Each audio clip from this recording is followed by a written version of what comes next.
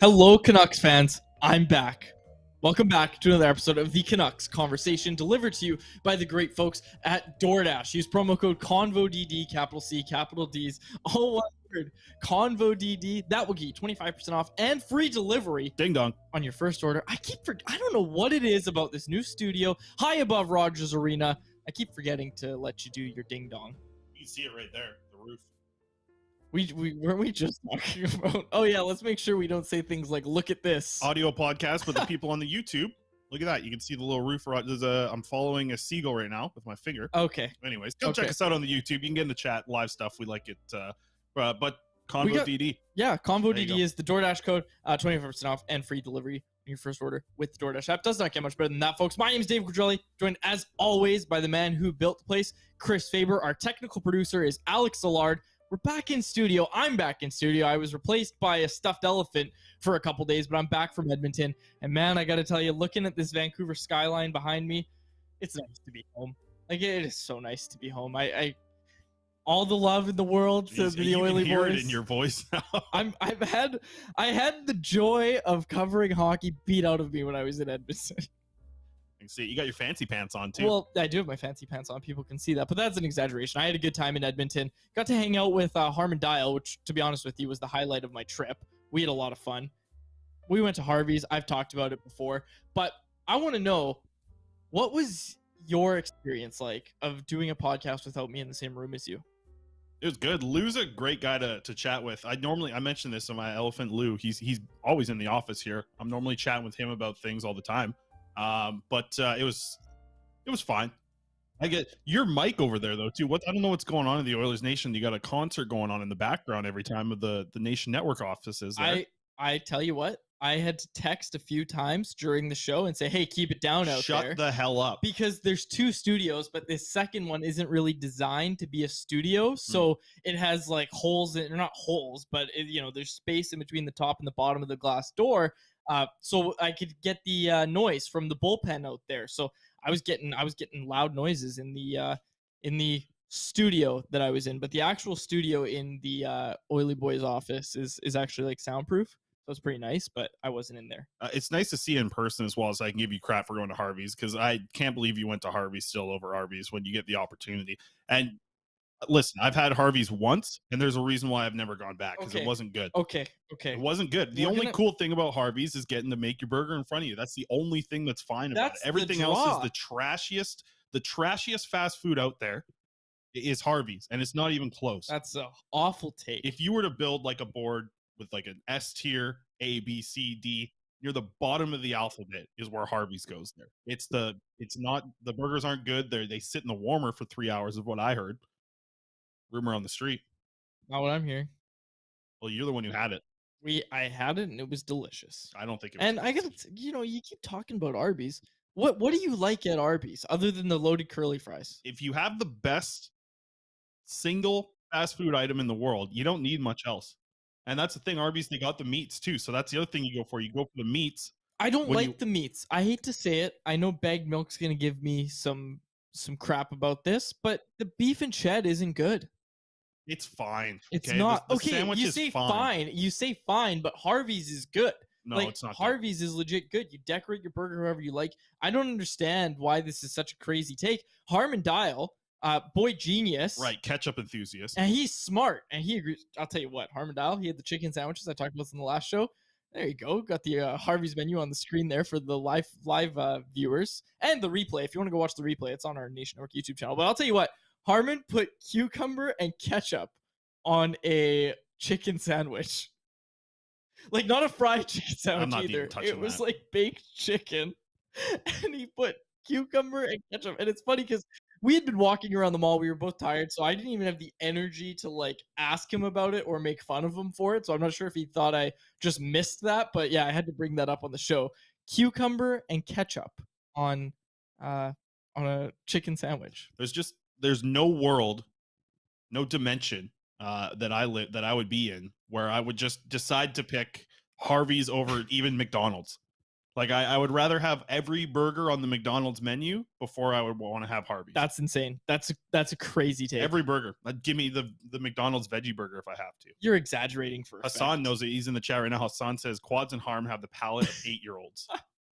That's true. That's correct. You don't have a refined palate like I do. Quads. Mr. Refined palate of I'll take McDonald's or Arby's. Yeah, because you won't even go for Arby's sauce on top. Arby's sauce is another little silent Arby's killer. Sauce on my loaded curly fries. Now this is what a real menu looks like right here. Alex has got it up here. The Arby's menu, slow roasted beef. Look at the sandwiches here. You go back to the Harvey's one. You see what's on the Harvey's website. It's inconsistent photos. They got zoom ins on burger. Look at this. One's in the background of these other burgers here on the website. What's going on here? For those on the podcast, our technical producer, Alex Allard, is beautifully switching between the Harvey's and the Arby's menu. We didn't have any of this planned. He's just jumping into action. Gotta love the hard work from Alex. Simple, elegant. The Arby's menu right there, market fresh, all that good stuff. That's enough. That's enough. A lot of people jumping in the live chat. We appreciate you all. Lisa Martin jumping in saying, woohoo, welcome home, Quads. I really appreciate it, Lisa. I'm very happy to be home. Jarhead said, longtime listener, first time catching you guys live. And then he said, I've been to Edmonton about 15 years ago, got bored after one night. Yeah, and you know what? Because he didn't go to Harvey's probably. He said he got bored. He didn't go to West Edmonton Mall. Quickly before we get into Alex's dog. Alex's dog for 60 is going up a little bit.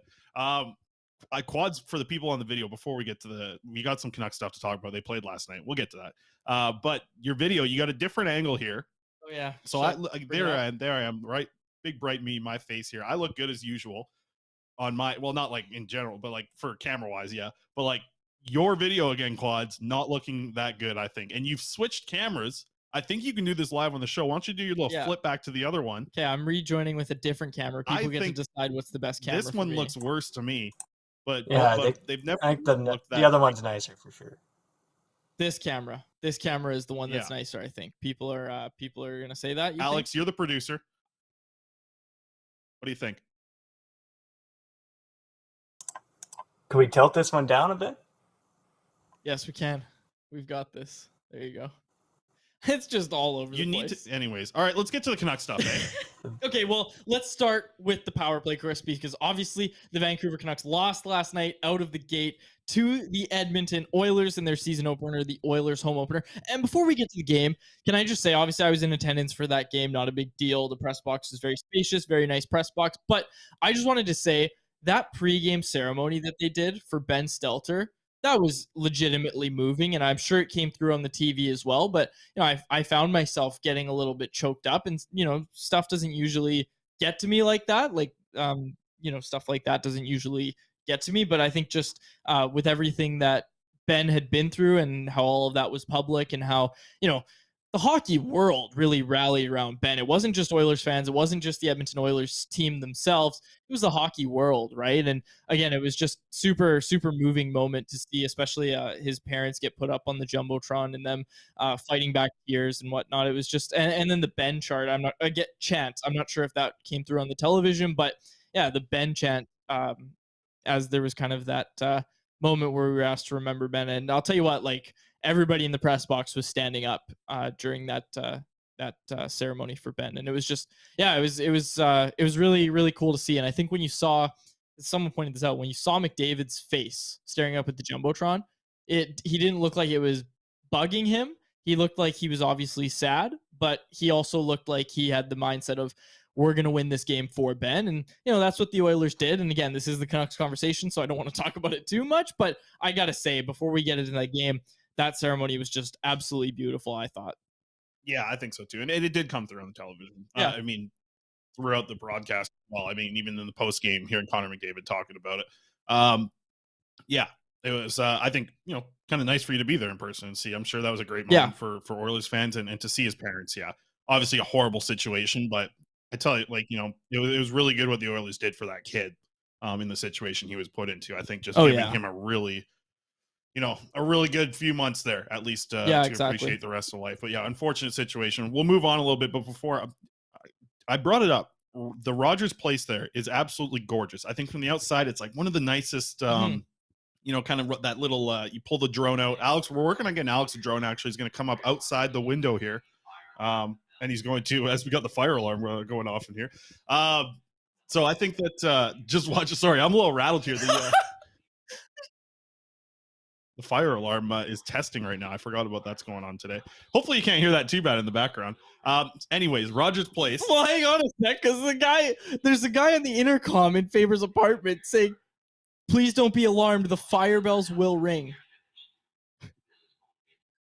Oh, it's the fire bells are gonna go off during the show. No, well, they came in here yesterday and they were checking it out. Well, they just said they're gonna ring. So we're gonna get it at some point. Well, okay, then I gotta drop this. Sorry, I gotta do this live here on the show. I gotta drop this back camera and close the door then, because my fire alarm's right here outside the door. Oh my gosh! This is a live podcast, folks. This is what you do on a live podcast. This is brutal. Okay. Well, they came in here yesterday and they're blowing smoke around my apartment here, testing everything, and now they gotta do it again. Now it sounds really echoey. We gotta talk a little quieter, I think, and then we'll have to pick it up when the fire alarm. The shot looks great too. This looks awesome. Sure. Back shot of Faber. Oh no, that's the podcast listeners are just so confused. So let's just wrap this up. Let's talk now about that game, because I think the really interesting thing about this game, I got one final thing to wrap up the food. We got hockey to talk about, but how good was the food at Rogers Place? Brand new arena, right? Did you see the prices there? No, I know it went viral. But for people that are, can you hear it? You hear the fire alarm? Okay, enough about the fire alarm. You can't hear it. It's good. People might be able to hear if you don't talk, so talk. Okay, sorry. Just like press food, because I'm doing, and I'm going to do this on my Instagram here a lot more. You can follow. It's the same Twitter same handle as my Twitter at ChrisFaber39. Yeah. I'm going to do a lot of like pregame meals, what they have at the intermission. I'm going to try and get that on the old Instagram. They're trying to do more with Instagram. Okay, so the press box meal was fantastic. They brought out pizza in the second period, and they also had, chocolate and chips just before the game, just ready to go.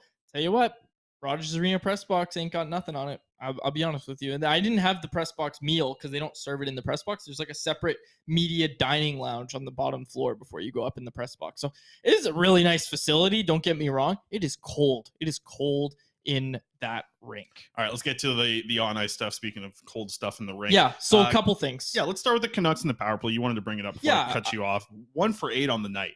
Yeah, that's not good the enough. Vancouver Canucks. I tell you what, it felt like to me the Canucks were on the power play for what felt like a good, like the whole middle chunk of the game felt like they had the power play, and it just wasn't able to get much going. I mean, I liked the look of Kuzmenko there, obviously scoring a goal on the night. That was really nice. I thought that he worked well.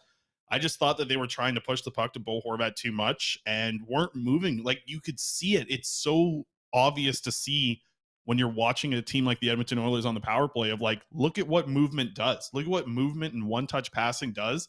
How good was that one Edmonton Oilers power play goal?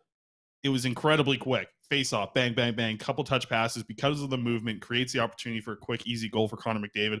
Canucks, again, the same thing that we've seen for a long time. They have the skilled players in the right position, but they certainly just were not moving in the right way to kind of generate any real scoring chances. And the Oilers knew what they wanted to take away. They took away Bo Horvat, right? He couldn't get anything going on the power play. Yeah. And, we're going to talk about it because he has his own heading on this show, the Bo Horvat discussion that we're going to have, but he couldn't really get anything going at 5-on-5 either, right? Like it was a tough game for Bo Horvat, and we'll talk about it in a sec. But someone jumped in the chat here. Hassan Ahmed jumped in and said, "What's the main thing wrong with the power play? Thought the puck movement looked good at times, but not enough traffic in front. What did you guys think?" I actually agree with that. I think it really did come down to not enough traffic in front. I don't think that was a problem with Andrei Kuzmenko, but I also didn't think the second power play unit looked to mesh very well. And look, I think there's a case to be made for Niels Höglander or Tanner Pearson, one of those two guys, coming off the second power play unit in favor of Vasily Podkolzin. You've got to get Vasily Podkolzin some touches with the man advantage. I think he's too good of a play driver not to have there. I actually think Pearson's fine on the power play. And again, like I had this conversation with Harmon last night, is that, look, like maybe Podkolzin's a better option than Niels Höglander on the power play. But with Höglander, who I'm sure we'll talk about, kind of struggled a bit at 5-on-5. I think to get his confidence up, you want to put him in situations where he can succeed. And for a very offensively minded player like Höglander, that's on the power play. Like he's going to find success if you give him enough opportunities on the power play. I just wonder about okay, if your power play goes 1 for 8, how many times are you willing to wait for Nils Höglander to, find that confidence and get it going on the power play? And again, this is not to say that Nils Höglander was the problem with the Canucks power play last night. There was a lot of different things that didn't work for them. And again, like, we're going to be talking about it for a while, I think, because you're going to be able to see what makes a successful power play for the Canucks versus what makes it go 1 for 8 like it did last night. And, kind of as Hassan pointed out, I liked the movement on the power play. I thought the puck movement was good on the first power play unit, but I think just the number of chances that they generated, especially, high danger chances, it just wasn't enough. And again, credit to the Oilers penalty killers to some extent, but I think like you said, it does come down to movement largely. And, like even that goal you brought up, pretty passing play, but because it was so pretty and because they made those passes in such quick succession, 4 Canucks penalty killers closed in on Leon Draisaitl, who made the pass to a wide open Connor McDavid. Like, you didn't see the Canucks making any plays like that. You know what I mean? And again, I know the Oilers are going to have a red hot power play, but the Canucks should as well, right? Like, the Canucks should have a good power play this season. And what I found really interesting, Chris, was that there was a point in the game where, even though he had a really strong game, they tried Brock Besser on the first power play unit in Andrei Kuzmenko's spot, right? And I just found that interesting because you and I have had that conversation of how long is it until Besser's back on that unit. And I'll tell you what, it may not be Kuzmenko's fault. Thought he had a good game. But if the power play keeps going 1 for 8 or keeps having these games like this where we're having to analyze what went wrong, they're going to change things up soon.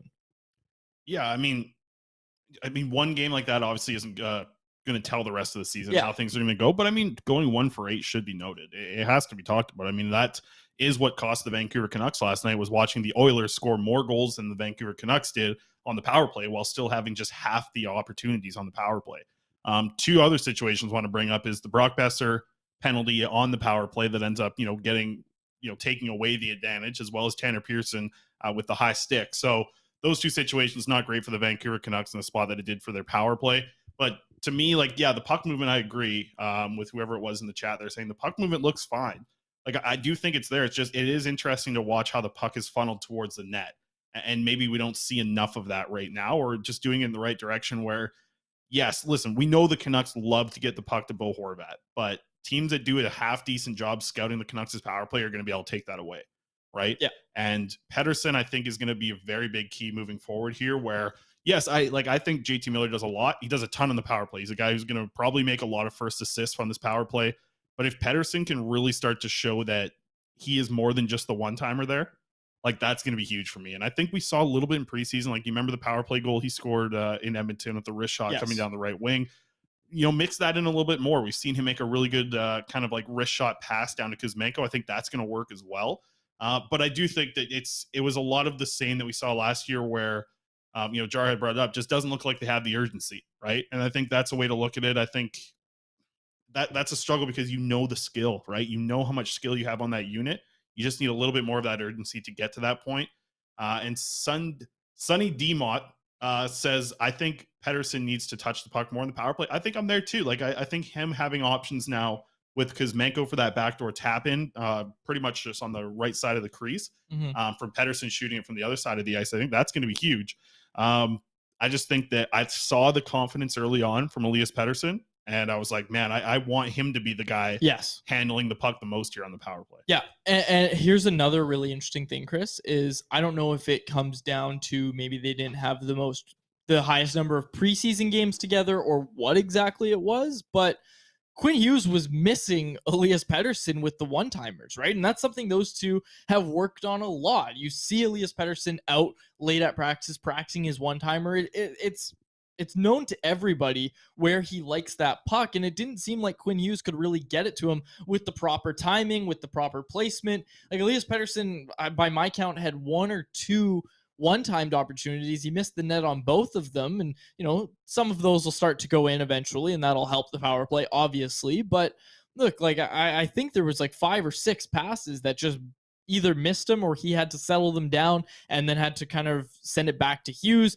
Whatever it was, attempted power or one-timed opportunities that had to get sent back to Hughes or moved around. Like, that's not good. You want Quinn Hughes to be able to feed Elias Pettersson those one-timers, and usually it's something he's really good at. So I'm really curious to see kind of how that develops. And yeah, like Sunny DMOT jumped in the chat and said, you want Elias Pettersson to have more touches. I'd say he was, Andrei Kuzmenko, there's a case to be made for, but Elias Pettersson was probably the Canucks' best forward last night. Quickly before, I want to get to Kuzmenko in a second here, but 2 points first. Do you think it was more the Canucks losing that game last night? Is it more on the power play going 1 for 8 or the penalty kill only being able to stop 2 of 4? Because listen, you lose the special teams battles. A lot of those games where you lose the special teams battles, you lose the game. And I don't know if that's 100% the reason why. I think just looking at it from like a goals perspective, probably not. Like the Oilers beating you 2-1 in the power play battle, that's going to happen to a lot of teams. But going 1 for 8, like that's why I look at the power play as more of the problem than the penalty kill. And listen, the penalty kill was 50% last night. I'm not saying they were good.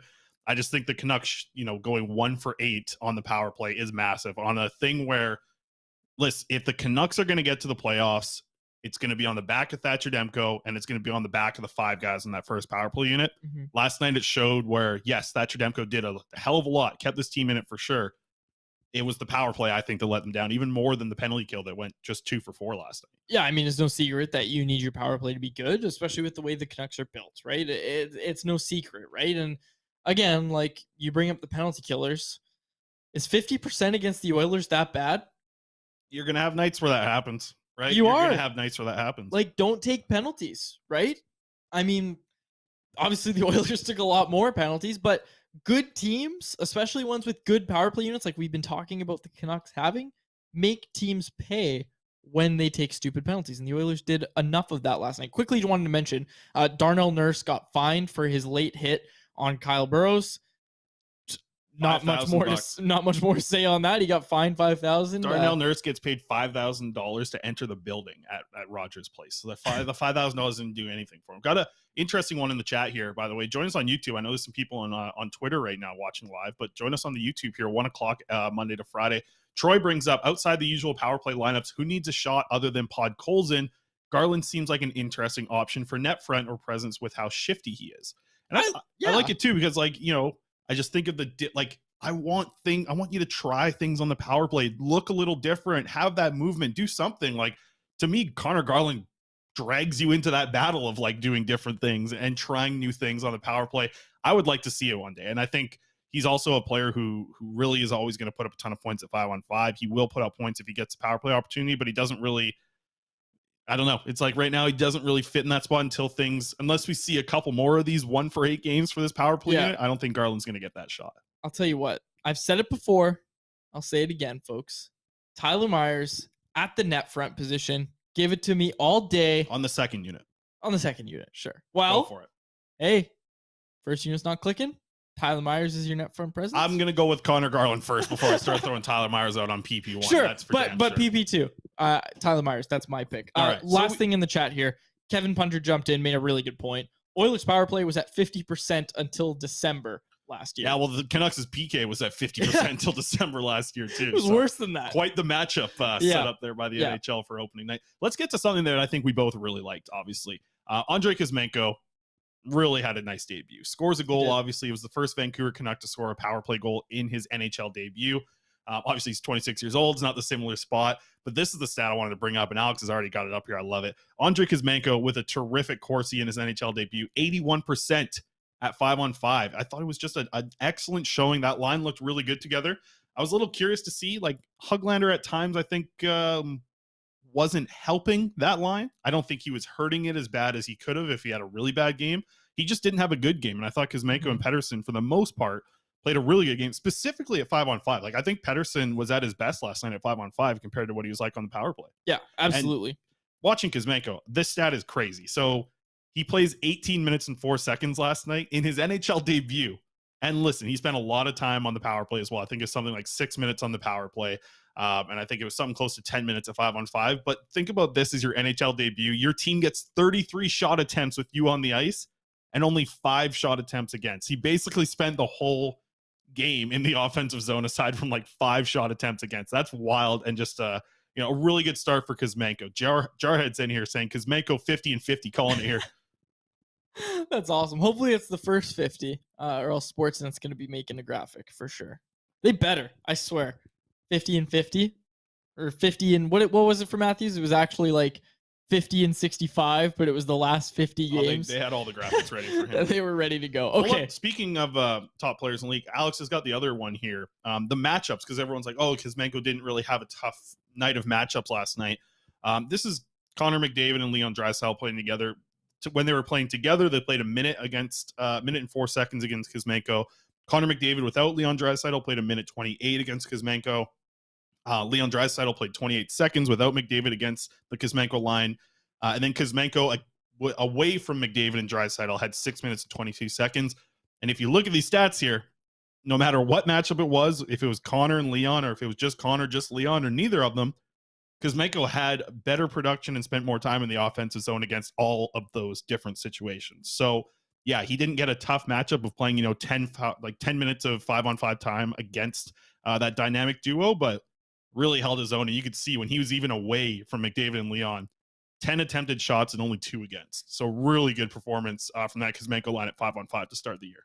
Yeah, absolutely. Okay, I just wanted to quickly mention the Statsies is up. So is the first Stanchies up at Canucks Army. And I was reading the Statsies, and Andrei Kuzmenko at was the 4 a.m. Corsi or what? King. No, I did it this morning. Andrei Kuzmenko was the Corsi King in that game. No surprise. But another guy who had a good game by the numbers and by the eye test as well, Tucker Poolman. I thought Tucker Poolman had a good game. Like I'm not even gonna say like Tucker Poolman had an okay game. He had a good game, and he was also a chaos agent as well, because he likes to drive the net for some reason. I think a few people are scratching their heads at that. Maybe you'd like to see him cut that out a little bit. But in terms of defensive play, hell, even this first pass out of the zone or moving the puck in his own zone, probably the best I've seen from Tucker Poolman in a Canucks uniform. There was a run where he had back-to-back shifts against McDavid and shut him down twice in the corner, disrupted him twice, and then he gets scored on the next shift. So not the greatest thing, but not the best game, but he played well. And again, this is a guy that I was really critical of in the preseason. I've been critical of Tucker Poolman since he signed with the Canucks. I've never seen a game like I did last night from Tucker Poolman where I actually thought he played a good game. I'll be honest, that's why I had that take of maybe it's time to just send Tucker Poolman down, because you don't want to lose a guy like Kyle Burrows on waivers. And obviously injuries kind of made that a moot point, but I was impressed with Tucker Poolman last night. Yep, I thought he was good. It was one of the better games you'll see from Poolman. I hope you see a lot more of those this season. You bring up the offensive part of Tucker Poolman's game. It is so mysterious to me. Tucker Poolman's shot from the point looks like it's got some pace to it, but it never hits the net. He's always going towards the crease, but he's never going to get his stick on the puck. He shoots and then follows it up like he's playing bump. Yeah, he skates right after his shot. He's got a couple of things in his game where you're like, wow, if he could just get his stick on the puck at any point in the offensive zone, he might be able to score a goal. He's trying to get the rebound himself. He shoots one from the point and then goes to the net to get the rebound. Betway yesterday had Tucker Poolman, and I almost took this bet as if he scores the first goal of the game, $1, you put $1 down, turns into 100 to 1 odds that Tucker Poolman is the first goal scorer. I'm gonna start putting some money down on it if Poolman keeps driving to the net. And that's the thing, it's the very start of the game, the play you mentioned where he goes to the net and just doesn't even look at the shot coming towards the net. He's just staring at the goalie as he skates into the crease. But yeah, I thought Tucker Poolman, a positive first game of the season for a guy like Tucker Poolman, who, yes, there's a lot of questions in the offseason. Is this guy even healthy? What's going to happen here moving forward? Let's flip the script again. We flipped a couple times here from negative to positive. Let's go back to negative. Bo Horvat. We've kind of chatted about it a little bit in the past couple of weeks here of is this the right captain for this team? Is Bo Horvat going to be the long-term fit with the C on his chest? He's got a contract right now that expires after this season. You're going to have to guess at the camp, and I think from all reports that we've seen so far, the camp's looking somewhere in the $7 million. Yeah. You have a game yesterday where Bo Horvat, as the captain of this team, lets his team down, I think, at certain times, and isn't able to me, be what a captain should be and not let your team lose a 3-0 lead. Yeah. I put a lot of onus on a captain in that spot. I know maybe it's the old school way of maybe thinking about it, but I tell you what, you're the captain of that team. You got to be as engaged as Elias Pettersson was at the end of the period when Kyle Burrows takes a shot. Pettersson is up, standing up, pointing at the play, screaming at the ref. It doesn't need to be like that exuberant with your emotions, but it needs to at least have a give a bleep meter there. And to me, that's just how I felt with Bo Horvat last night, that it wasn't there. It wasn't there. You could it's 3-0, and I bet he's already thinking about, what am I going to say in the post game? It's like, oh, we hate to see it lose. Like, I'm tired of hearing what this, that things are unacceptable, because obviously, like, the word unacceptable means nothing to me after what we heard last year in so many post games from Bo Horvat saying how many things were unacceptable, because that word means nothing to me. Yeah.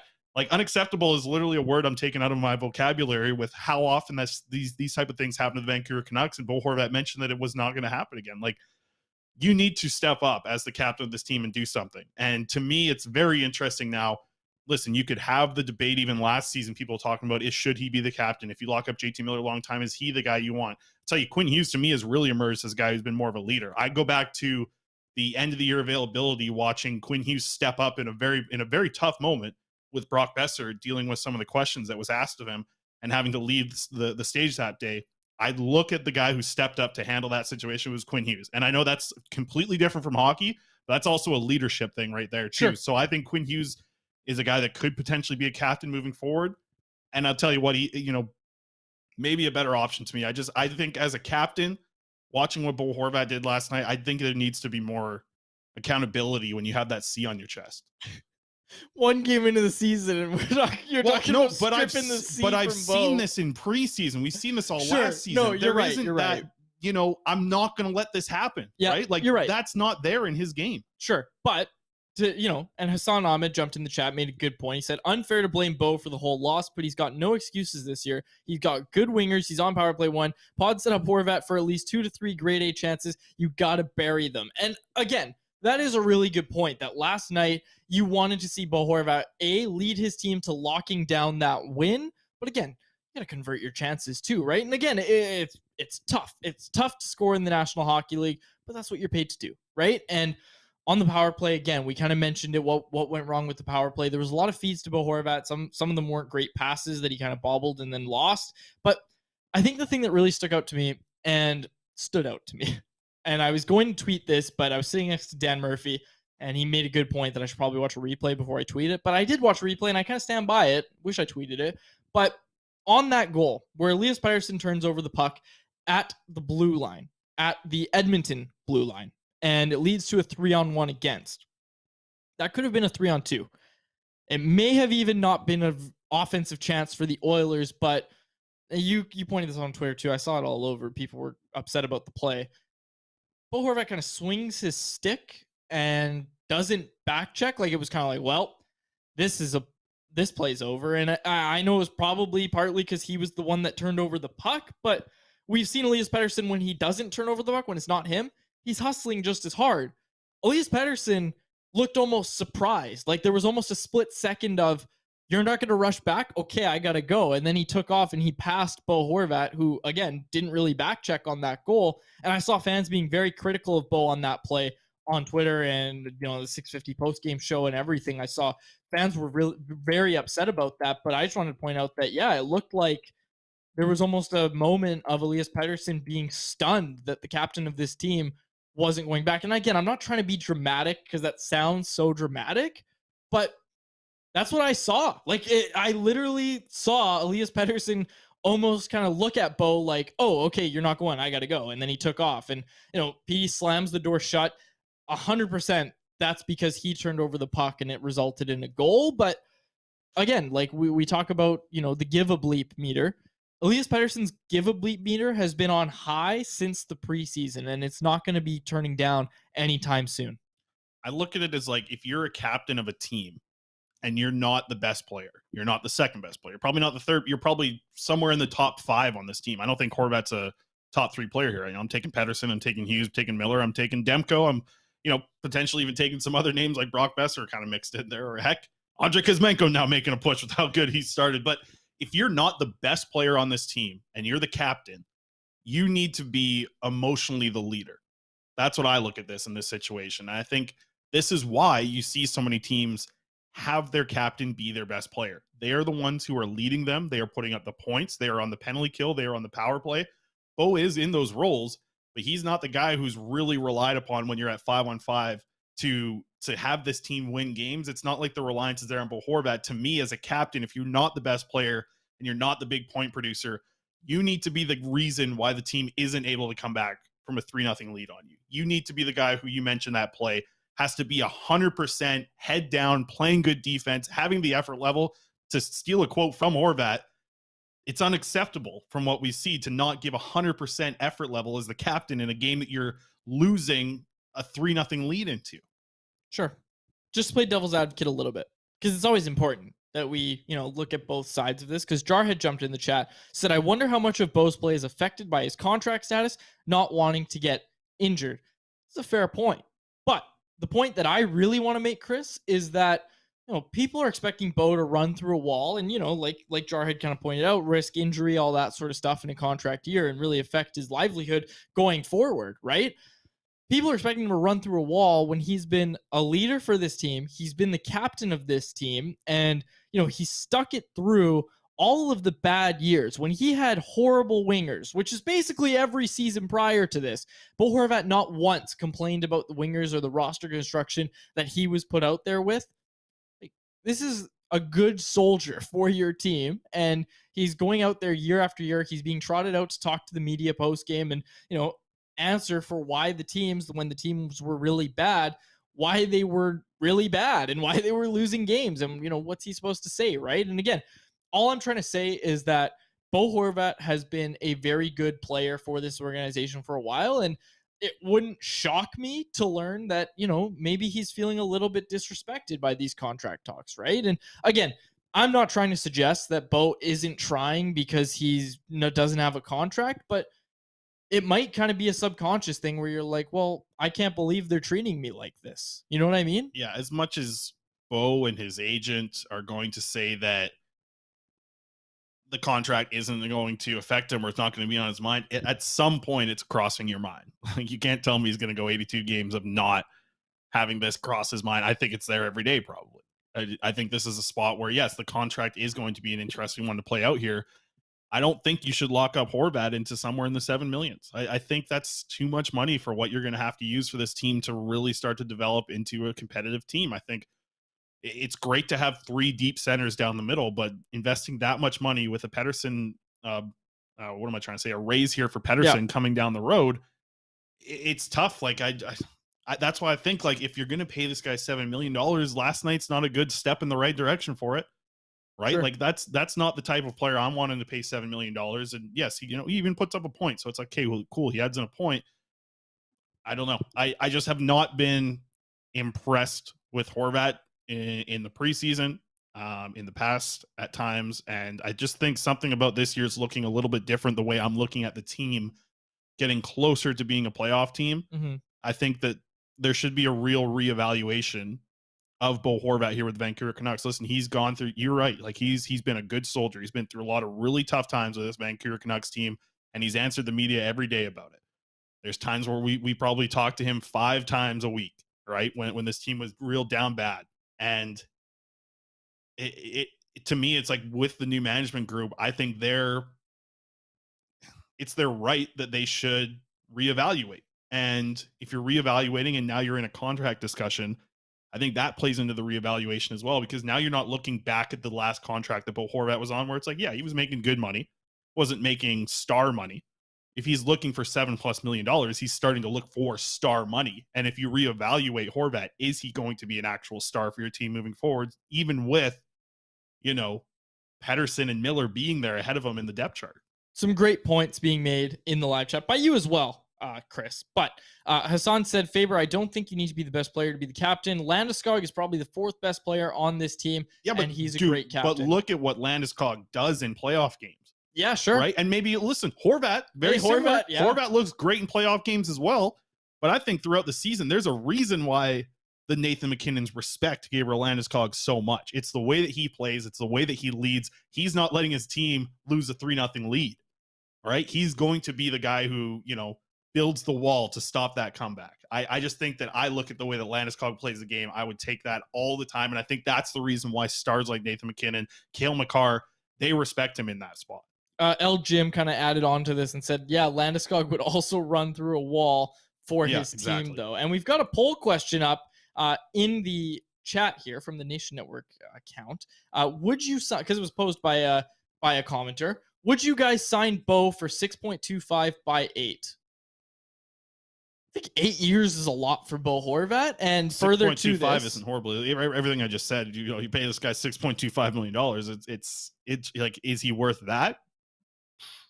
You could have a conversation, but I think you still have to watch how this team's evolving, right? This isn't going, you don't want this team to be the stagnant team that hasn't gone and done anything in the playoffs. There's a lot of the same players that have been here for this team when they've been just bad. Yeah. So that's what I'm talking about, the reevaluation process here. So further to this, another person jumped in the chat. Be honest, 6.25 times 8, man, I tell you, you're looking at year 5, 6, 7, 8. You're like, wow, that's really nice with the cap going up. So I think you really do have to consider this at that point. 6.25, I'm absolutely going for. Yeah. But it's still, to me, you reevaluate what that means for this team. Yeah, exactly. Still. Yeah. Another point being made here, again, by Hassan. Just that if Bo feels disrespected, he should go out there and show the Canucks and every team in the NHL that he's an elite 2C, not coasting. We were talking about this earlier, Chris. His agent Pat Morris was on Donnie and Dolly today. Called Bo a 1C. Didn't look like a 1C last night. Tell you that, especially on this team. There's something. We'll transition here. Yeah, we'll wrap it up. We'll go to a different captain. This is what I want to see more of. You got to have more of this inside of you. Alex, you can pull this up. This is what our next guy, he's got a ton of this inside of him. Boom. That's what you just want to see, a little bit of dog in Bo Horvat. Last night, I got the rate I'm working on. People have been asking for, they want the dog per 60. They want my equation behind the dogs per 60 because I measured it last night. Horvat's at the bottom of it for the Vancouver Canucks. I'm working on the formula here. It's tough. I haven't done math in a long time, but dog per 60, this next guy, let's just quickly bring this up. I don't think, let me bang out a prospects report, then we'll finish with Chase Waters. Nothing happened in prospects world today. Connor Lockhart plays at 4:00. Philip Johansson, who, by the way, this show, he is a star here. He's a big of a star, pretty much as Lou is too. Lou's a pretty big star, but Philip Johansson is a bigger star on this team. Lou is, he wants to get more TV time. Maybe he'll get that down the road. But Philip Johansson, he had assists today in the SHL. Good to see. Elias Pettersson also DP. He hopped in and he played seventh defenseman on his SHL team. Let's get to the news a little bit as well. With Chase Waters, let me pull up a picture of him here. Look at this. Good kid. Good Saskatchewan kid. Got a nice fish right there. Chase Waters, he is the new captain of the Abbotsford Canucks. The first captain in Abbotsford Canucks history. Shocker to me that local boy Noah Juleson from Abbotsford. They love this kid. They love this Chase Waters kid, man. I know Ryan Johnson is a huge fan of him. They love his leadership quality. He's only in his second year as a pro, but he was a 3-year captain in the WHL with the Saskatoon Blades there. Put the C beside it. That's what I'm talking about right there. This is just a great leadership.